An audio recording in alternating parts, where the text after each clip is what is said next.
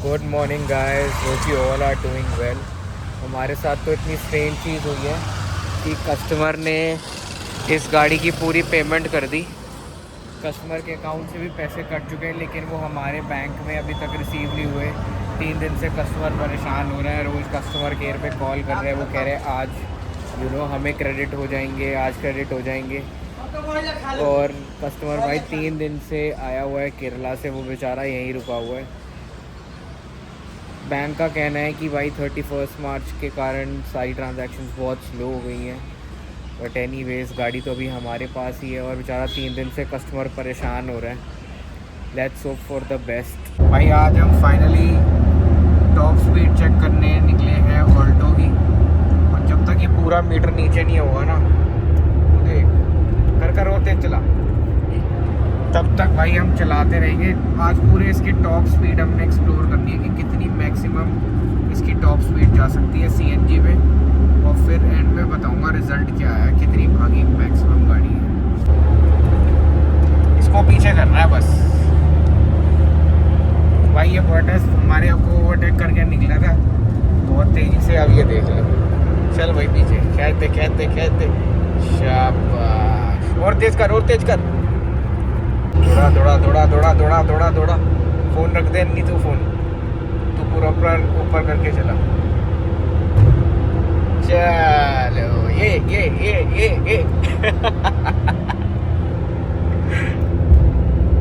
यार ऐसी बात नहीं है भाई, बहुत तेज भागती है ऑल्टो सीएनजी में 800। कोई हल्के में ले रहा था इसको, पीछे चला गया, वो दिख भी नहीं रहा पीछे अब कहाँ है। इससे ऊपर तो हमें भगाने में भी डर लग रहा है। पूरी गाड़ी कांप रही है इससे ऊपर जाके। 120 मैक्सिमम भागी थी। और हम ये सारी चीज़ें प्रमोट नहीं करते, तो सड़क खाली थी, हम ऐसे टेस्ट कर रहे हैं। और ना किसी से रेस लगा रहे हैं, ना कुछ कर रहे हैं। अपना नॉर्मल, वो भी कहीं जा रहा है, हम भी कहीं जा रहे हैं, तो भाई फन पर्पस के लिए ना रेस लगाओ, ना कुछ करो। और ना हम प्रमोट करते कि कोई गाड़ी भगाए या कुछ भी करे। अपना नॉर्मल चल रहे हैं, बढ़िया रास्ता है, बढ़िया वेदर है। भाई कार की इंस्पेक्शन स्टार्ट हो चुकी है और हम ग्रेटर नोएडा पहुंच गए हैं। ये गाड़ी सारी इंस्पेक्ट करके फिर आपको फीडबैक शेयर करता हूँ कि गाड़ी एज़ पर जैसे कस्टमर ने बताई थी वैसी है कि नहीं है, और क्या रिप्लेसमेंट है, कौन सा मिरर चेंज है, कितने किलोमीटर्स चली है, उस सारी डिटेल्स देता हूँ। एक स्टिकर ये है, बोनट पट्टी भी सही है और रेडिएटर पे भी डेट लिखी हुई है।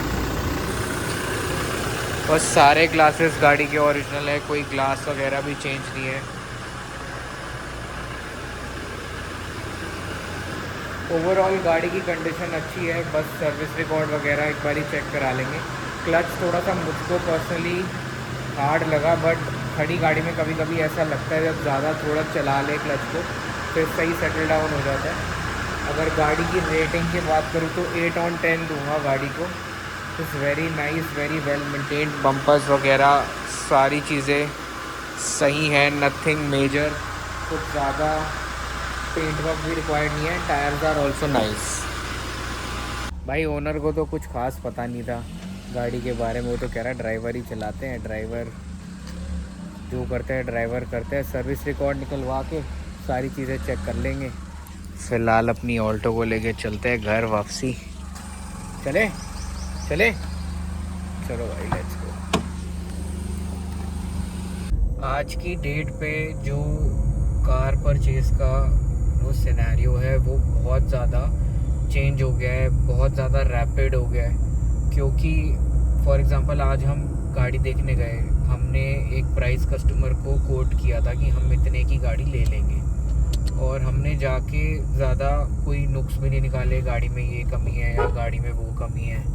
सीधा गए, हमने गाड़ी इंस्पेक्ट करी और बोला कि बताओ पेमेंट कैसे होगी। तो कस्टमर के ना दिमाग में ये आ जाता है, भाई इन्होंने तो आते ही वही रेट में डन कर रहे हैं, तो हो सकता है इनको मैं 1-2 दिन का बोल दूं कि अभी रुक जाओ, 1-2 दिन बाद डील करूंगा। तो ऐसे करके क्या पता वो और बढ़ जाए। कितने लोग इस चीज़ को रिलेट कर सकते हैं कि भाई डील करने हम आए हैं, आपने बुलाया, हमने प्राइस जो आपने बोला हम उस प्राइस में डील करने को तैयार हैं। बट ये लालच कहाँ से आ जाता है लोगों को कि अभी 1-2 दिन रुक जाओ,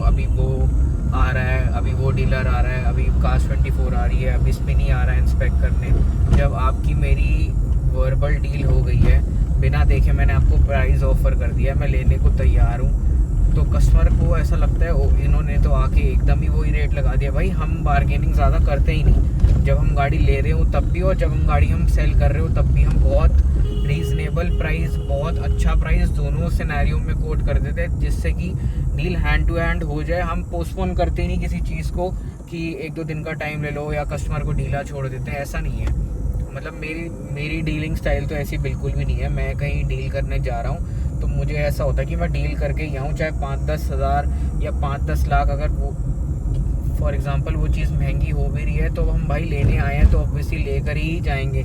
लेकिन जो कस्टमर है वो भाई बहुत ज़्यादा लालची हो चुका है, उसको ऐसा लगता है कि अब ये एकदम इतने प्राइस में आ गया है और 1-2 दिन इनको ढीला छोड़ दें, मैं बोल दूँगा कि मुझे कहीं से उससे ज़्यादा का ऑफ़र है, चाहे हो ना ऑफ़र, बट बोल दूंगा कि ऑफ़र है, तो क्या पता ये और बढ़ जाए।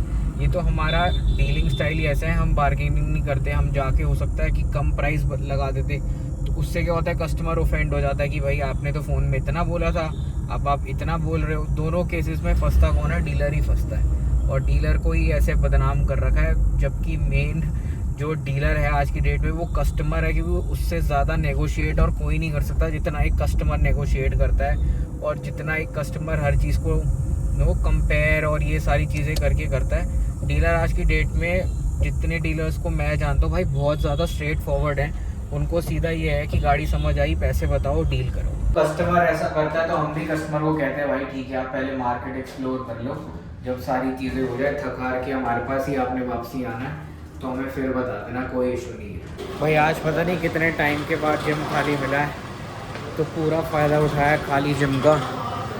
अब चलते हैं घर और मिलते हैं कल एक न्यू ब्लॉग के साथ।